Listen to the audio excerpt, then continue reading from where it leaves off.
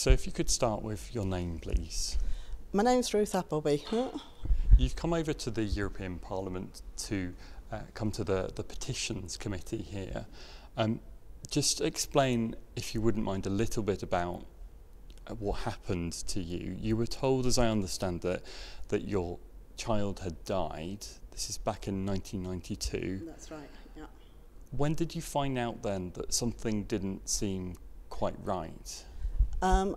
As you stated, my baby was born in 1992 in northern Spain, and for 19 and a half years I'd grieved to a greater or lesser extent, but in February of 2012 I had a visit from a Spanish friend who, every time she heard the news in Spain in 2011, 2012, there was much coverage of a scandal that was growing in Spain of babies being taken, being stolen from hospitals. And every time my friend saw it, she said, that's to herself, that's what happened to Ruth. And bless her, she took the brave step to come and visit me, to talk to me about it, because she knew I was living back in the UK and thought I wouldn't be aware of the situation. So she came to tell me about it. And when she managed to bring the subject up, it was a real shock. And the cases she was describing to me, cases from the 1960s, were practically identical to what had happened to me. And I just kept thinking, how could it be? So then it moved me to look into things, and that's when it came to light.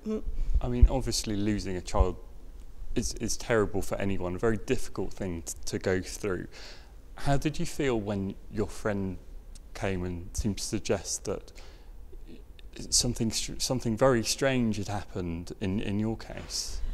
Well, it was such a shock, but at the same time things started to make sense.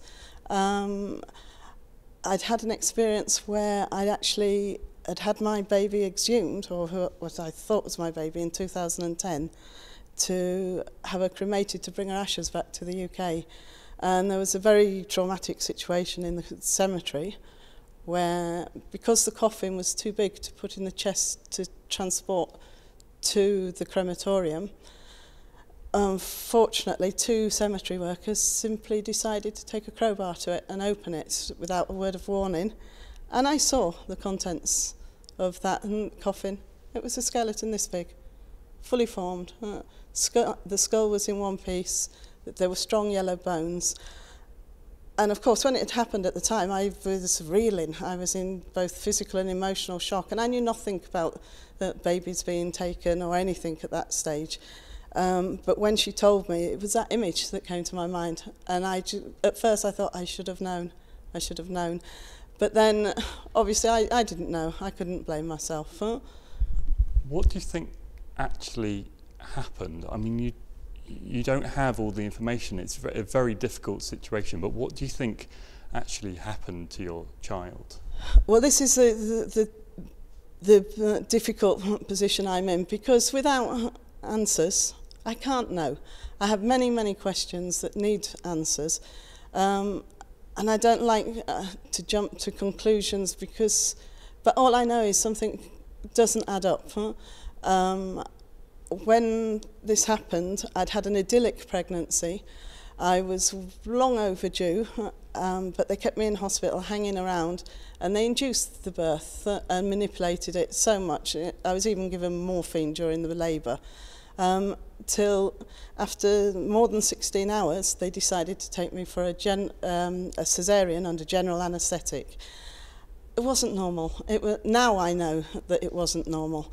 But to be honest, I don't want to jump to conclusions, because I think it's the authorities have a duty to find those answers to me.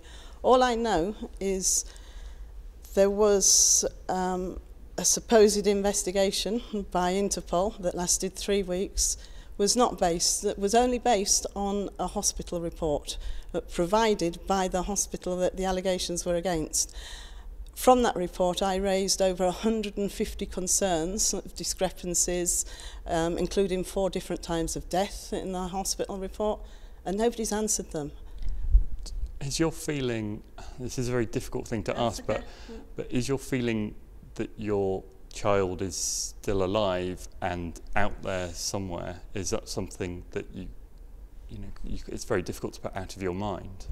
You're quite right, it's very difficult to put out of my mind. It's living with the unknown is so difficult. And the question you just asked has two sides to it. First of all, I don't believe that my baby died, because I think if she had, in over 3 years, the authorities should have been easy for them to demonstrate that she did. So why haven't they been able to do that? But the other question is she still alive? Or possibly he even, because we only have the hospital's word that it was a girl. The problem I have there is this December she'll be 23. Anything could have happened in that time. I don't know, and that is my biggest fear, that something may have happened in the meantime. And I can't think about that because it's too daunting. We've heard from politicians, I've spoken to politicians here who support your case. They're offering to write to the British government and try and put pressure also on the Spanish government. To what extent does that kind of help you, that there are people that want to support your cause? Well, it's been a tremendous help, because for the first 2 years I was on my own. It was a very, very lonely battle. Hence, I'm in the process. I've got a website, a news website under construction that's called One Lonely Voice because of that. For 2 years I was battling, trying to find avenues to get answers on my own. But then, as you say, now that I've got this support, it is incredible.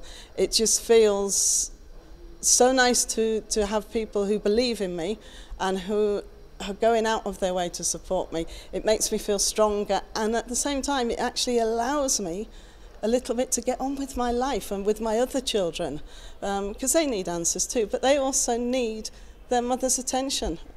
And that sometimes I've felt very guilty because I've had such a battle on my hands, and it's getting that balance right. So this support is absolutely tremendous, and it might sound exaggerated, but it's life-changing, and I really do mean that.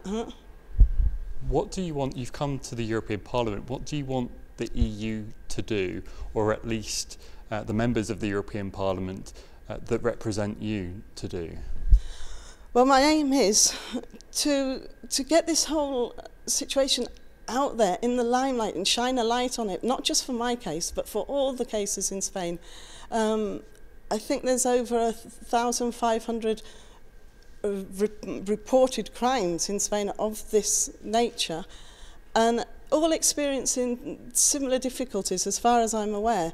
And it's something that's simply not talked about. People shy away from it. I want the pressure to be put on authorities to at least get a proper investigation. For myself, an inquiry so that the cases are dealt with in a fair way and justice for everybody. And to fill that vacuum. Do you think you'll ever have the answers that you want, or are you preparing yourself for the fact that you may not ever know the full picture? I'm not prepared to accept that, not knowing the full picture, because I think people have the obligation to fight for this, and we're talking about, people talk about stolen babies, but you don't steal babies. Nobody steals babies. You steal bicycles, wallets. It takes away the weight from the crime. It is a serious, serious crime that needs the proper investigation, like other crimes do, without the victims being told you have to prove it. And so I'm not willing to accept, if I don't get those answers, it won't be for the lack of trying, because I'm never going to give up.